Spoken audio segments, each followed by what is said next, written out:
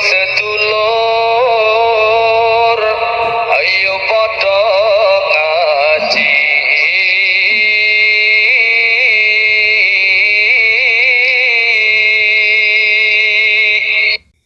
liridho illah waliridho ir-rasul wali ijabatil mas'ul wa ila hadhihi niyah wa likulli niyatin sholihah bi barakatil fatihah.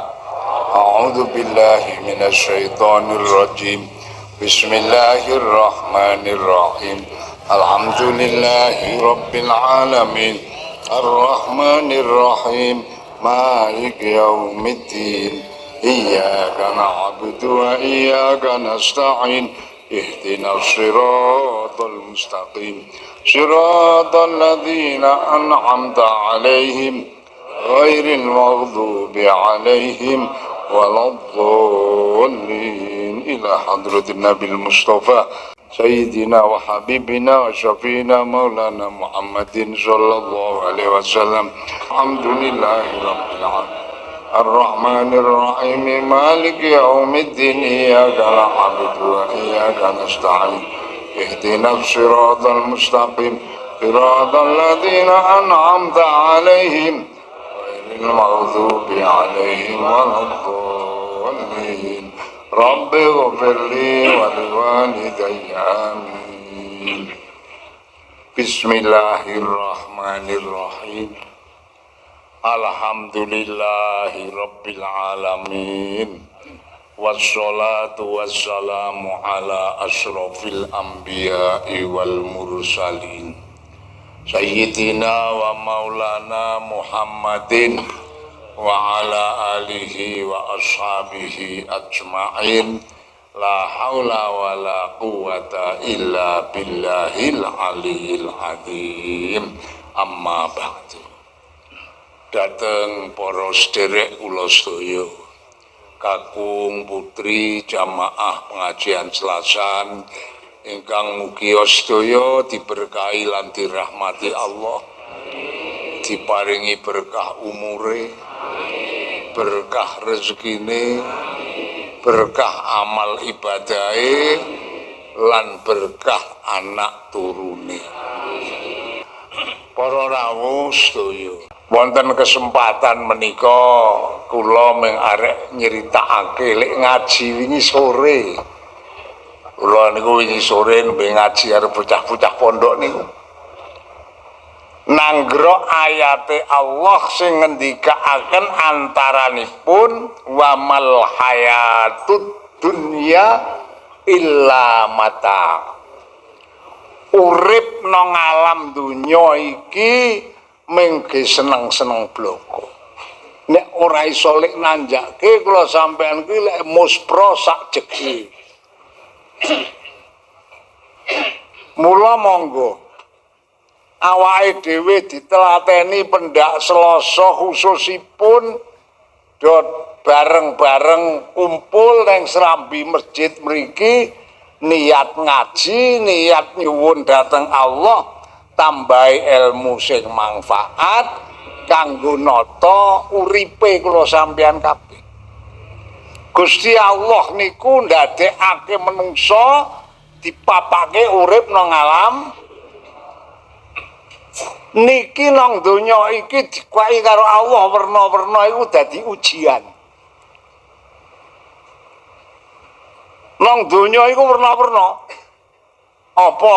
Ayo kono apa jenenge bondo sing wujude duit. Ana apa ora, Kang? Ana sing duit iki mau diadekke omah.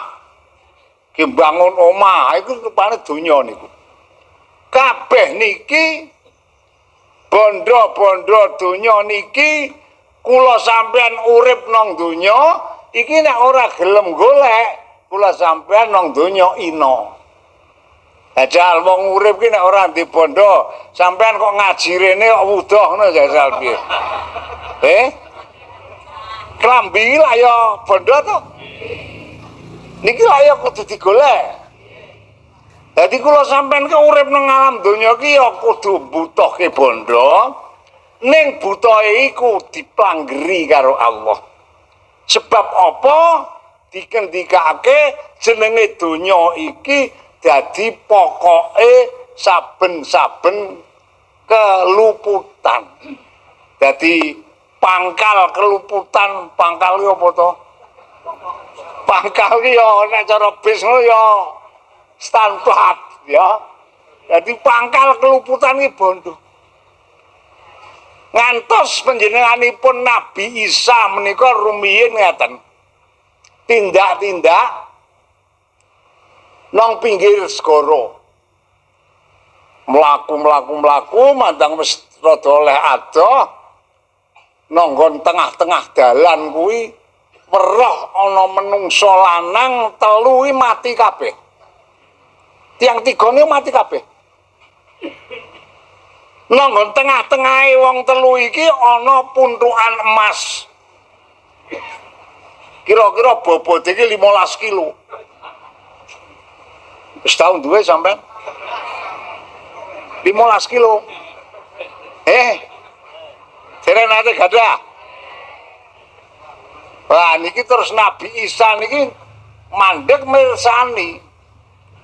Iki nek lek mati dibegal ora mungkin. Nek matine dibegal mosok emase ora di iki priye wong telu kok iso mati kabeh iki. Bisa akhire nyuwun pirsa dhateng Allah. Ya Allah Gusti, kula nyuwun prisa dhateng panjenengan kedadosan menika sebabipun menapa. Terus Gusti Allah ngendika Musa, tak omong iya inggih. Wong telu kuwi tangga apik, kekancan apik. Cara kene ya tunggal sak desa. Wong telu kuwi lak do rembugan. Yo saiki awake dhewe do nyambut gawe golek bondo, engko kena gawe sangu urip. Lah terus tiang tiga niku do lunga saka omah nuju nang gunung, guduk gunung golek emas. Wah akhiripun bareng wis nyambut gawe pirang-pirang dina ngguduki gunung niku karo Gusti Allah diparingi hasil. Dilumpuk-lumpuk-lumpuke ditimbang oleh 15 kilo. Wis saiki leren wong wis oleh 15 kilo kok njodo bali wong wis pirang-pirang dina. Anak bojo lak wis do kangen. Ayo. Yang ketiga wong gandeng mlaku rada adoh. Suwe-suwe rada kesel lesu barang. Terus do rembugan, lesu ora kowe ya lesu. Saiki leren dhisik kono salah siji golek tuku sego nek cara kene. Wong ki wis cedhak karo desa lak ana warung dodol sego kono. Sapa kono sing arep tuku? Aku ya kena ndi, aku tak tuku. Terus tiang setunggal iki kesah. Sing setunggal ya kesah. Tuku sego, sing loro jaga emase kuwi mau. Mandang sing siji niki lunga. Sing loro niku rembugan. Emas iki nek dibagi wong telu lak mung oleh 5 kilo eding ya Kang. Ayo. Supaya oleh bagian rada akeh, iki engko sing ancane dhewe sing tuku sego iki engko nek bali teko ditekek. Ngono wis mati, engko lak terus dheweke lak wis ora oleh bagian iki dong 15 kilo wong telu mung oleh 5 kilo. Ha iki nek wong loro anjur 7,5 lumayan. Piye? Oh ya wis cocok kae. Donya iki tak kandhani. Nggih, Den. Perkara donya karo kanca nganti tegel. Akhire estu. Wis siap ya. Sing lunga dhewe iki yo ndek pikiran. Karo lunga mikir. Ayo ya Mas 15 kilo bagi telu ya ming 5 kilo eding. nek dipek wong siji ngono jan wah ya lumayan. Akeh ambake reko-reko aku lek tuku sego 3 buntel, sing 2 buntel tak kekane racun. Ngono. Engko terus sing loro kuwi ben mangan sing ana racune, sing siji mangan sing ora ana racune, engko sing loro mati lah. Dadi emas wek aku dhewe. Iki lah ya padha ta niku rencanane. Merga napa niki ya? Merga napa? Dunya. Masa tenan berjalan. Mandang wis tuku oleh bali tekan kono. Oleh Kang, oleh gek ngletake buntelane sego niku. Sing siji nyengklak skomburi, sing siji terus nututi nekek gulune. Ha mati niku. Barang wis mati, lumayan Kang, keturutan saiki awake dhewe. Iki awake dhewe 7,5 kilo wong siji bagi. Wis seneng-seneng. Yo saiki madang sik sadurunge mangkat Bali diwaregake engko dadi Bali wareg oleh emas 7,5 kilo. Ora ngerteno sing dipangan kuwi dilalae sing ana mandang wong loro iki sedo mangan buntelan sego sing ana racun iki urung nganti entek lek mangan mati. Lek mati bareng. Iki terus akhirnya wong telu mati kabeh njur emas ki wek sapa? Wek sapa? Iki. Wong gara-gara seneng karo donya nganti tegel karo mula ngendikanipun Kanjeng Nabi Isa hubbud dunya ra'su kulli khati'atin. Wong kuwi anggere kenemenen le seneng karo donya iki bakal dadi pokok pangkale temindak keluputan. Niki. Dadi kula sampean ki nek ngangen-angen urip nang donya ki nek ora ndi bondo ya ina. Ning nek lek golek bondo iki ora nganggo aturan, akhire malah dadi rugi sing ora ana rampunge nang akhirat ora bakal oleh kenikmatane Gusti. Sampeyan wis tau krungu wong wedok nyanyi ya? Wis tau krungu? Muni piye? Engge niku. Menungso kuwi urip nang donya nek ora duwe bondo ya ina. Ning nek ora duwe ngamal ya bakal tuna. Mulane awake dhewe iki monggo bareng-bareng ngaji. Golek donya ya golek. Ning lek golek iku sekadar kanggo kecukupan sangune urip nang alam donya ling ibadah niki. Nek nganti berlebihan engko kula sampeyan iso kalap karo donya niki wau. Pirang-pirang wong ki sing maune ora duwe donya. Mandang golek donya nemen, akhire dadi donyane akeh, malah dheweke lali karo Gusti. Ana apa ora, Kang? Wonten ta nggih? Mau niki alajan ora imbas-imbis nih ya oleh jamaah malah sregep. Mandang wis rada sugih, tunggangane montor. Wah, njur terus nek ana wong jamaah ki ya kena aku prei ya. Masyaallah. Niki merga krana napa? Lah nyuwun sewu. Mila monggo. Awake dhewe bareng-bareng nyambut gawe iki wajib. Golek donya iki wajib. Ning ming sing kadar kanggo kecukupan sangune leke urip nang alam donya. Gusti Allah piyambak dawuh nang Al-Qur'an ya. Wabtaghi fima atakallahu daral akhirah wala tansa nasibaka minad dunya. Kowe kabeh urip nang alam donya ki monggo do golek sangu sing arep digawa mangkat nang ndi? Nang akhirat. Ada mangkat ora to? Kapan? Kapan? Iki kabeh iki calon mangkat nang akhirat kabeh. Ming wektune sing nemtokake sapa? Gusti. Kabeh iki calon mangkat. Mula Allah le dawuh kowe golek sangu akhirat, sangu sing arep digawa mangkat nang gone ana ki sangu apa?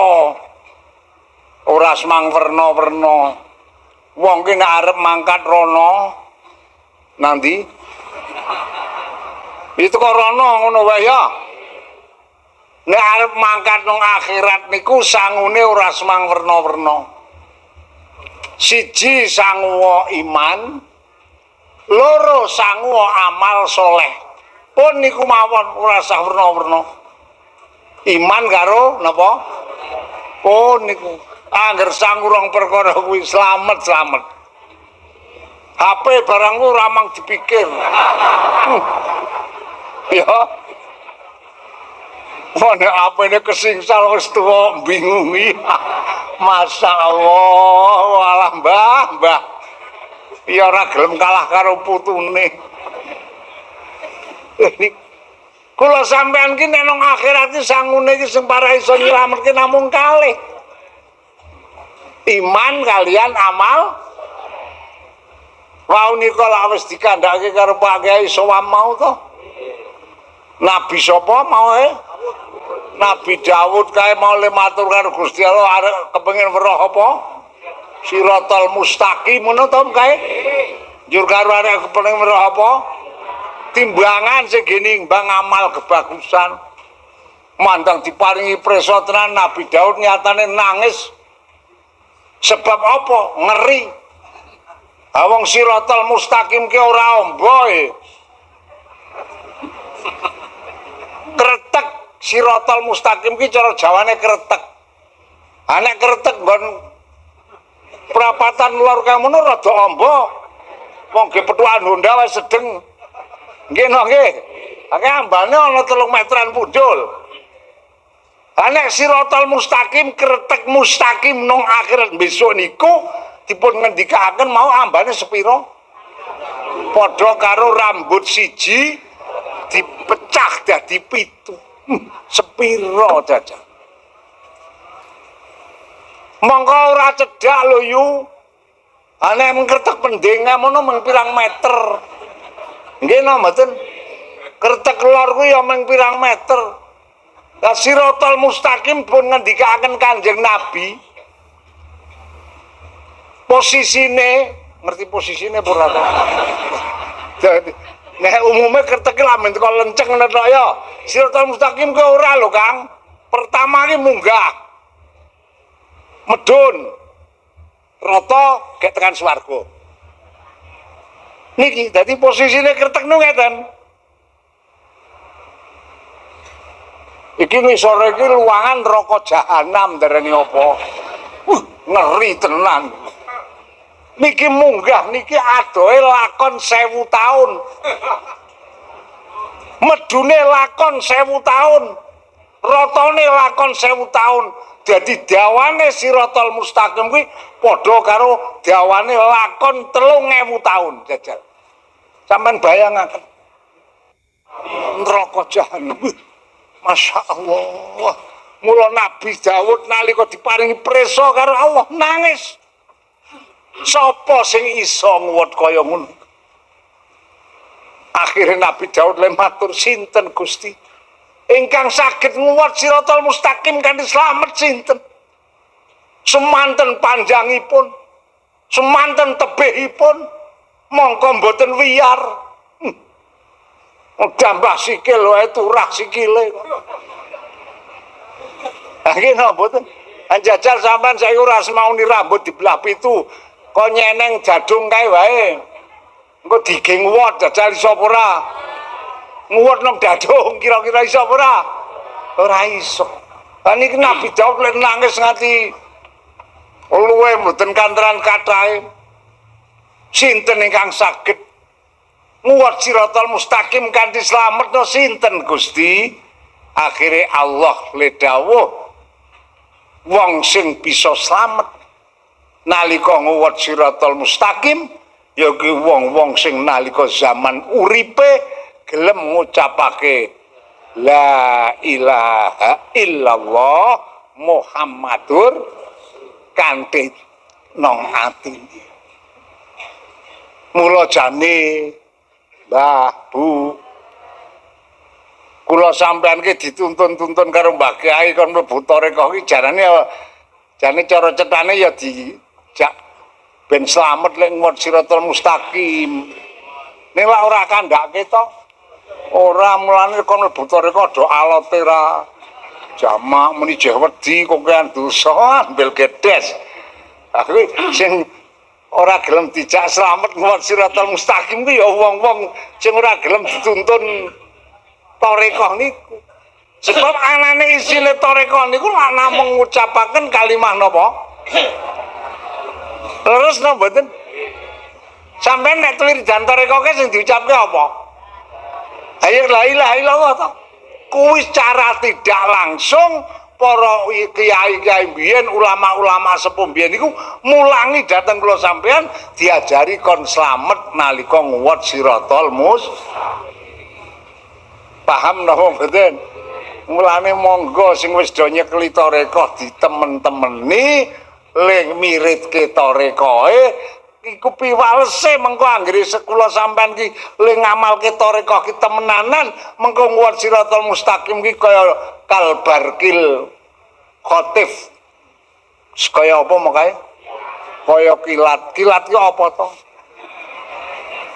nek ana bledek kaya iya to kilat kuwi nganti gawe apa jenengane jeneng paket kilat ya terus surat ya kilat ki cepet mulane kula sampean besok nalika nguwat siratal mustaqim diparingi cepet lan slamet anggere sakniki-niki kula panjenengan le padha miritke la ilaha illallah iki nang atine aja nganti ucul paham mboten wah iki tak rasa-rasake jan masyaallah wis bola-bali kula matur jebulane nang donya ki arek golek keselamatan akhirat kok ya ora gampang ya kula mulane wis bola-bali matur ngrasake angele golek keselamatan akhirat kadang-kadang kula niku cok ya Allah Gusti mbok mbiyen simbok ya aja manak metu aku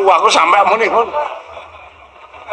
anak ora di manake lah ya kula ora semang mikir kok ngono nggih to mboten ha mengko wis kadung arek baleke ya wis ora iso nggih napa nggih lah mulane monggo awake dhewe sing wis kadung urip nang alam donya mula pupung durung ketekanan pati isih ana kesempatan kanggo nggayuh keselamatan akhirat.